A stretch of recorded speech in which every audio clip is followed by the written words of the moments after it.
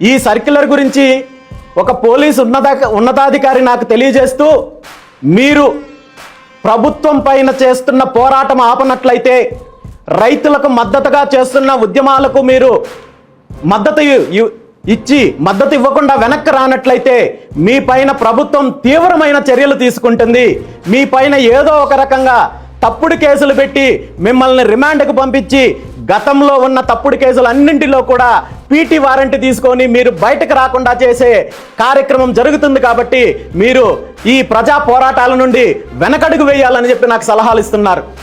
దాంతోపాటు నా మీద రౌడీ షీట్ కూడా ఓపెన్ చేయడానికి ప్రభుత్వం ప్రయత్నం చేస్తోందని చెప్తున్నారు.